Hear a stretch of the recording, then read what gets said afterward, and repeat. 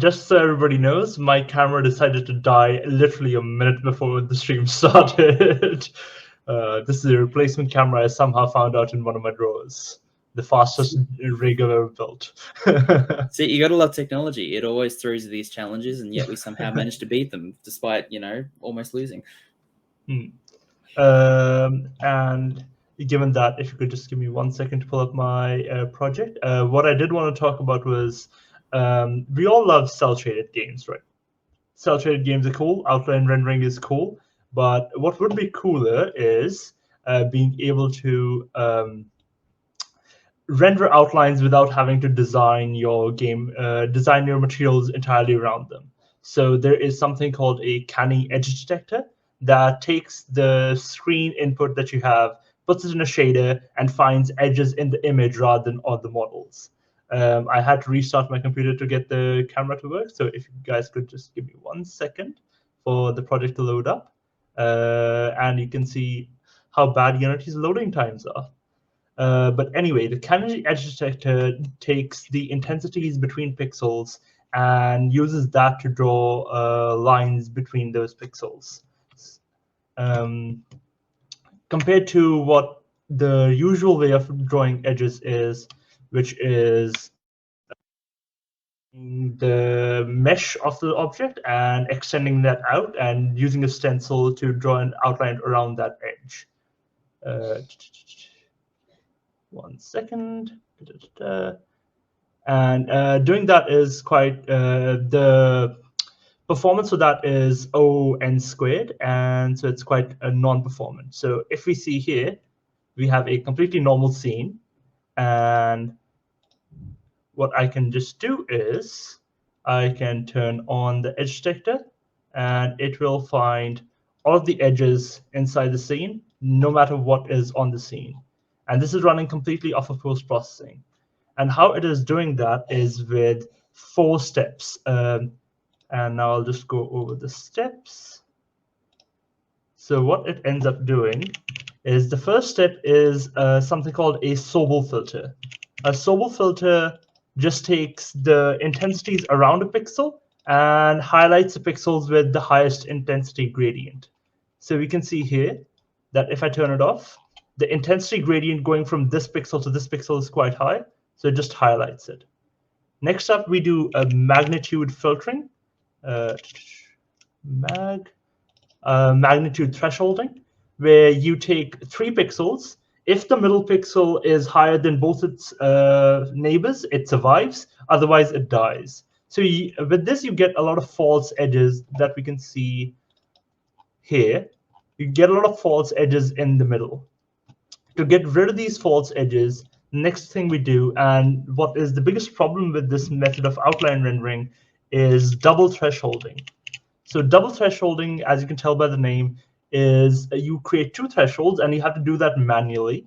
I have currently set the thresholds to 0.01 and 0.005.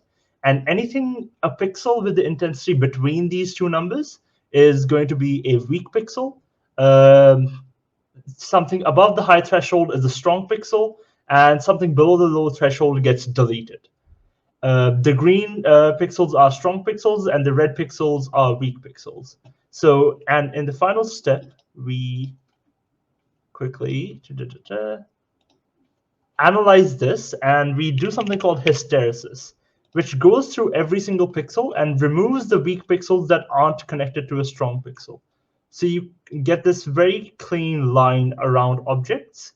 The fact that I'm doing this step by step makes it so that it creates breaks and is not as performant. But you can do all of this inside one shader, and it gives you strong outlines across the entire thing.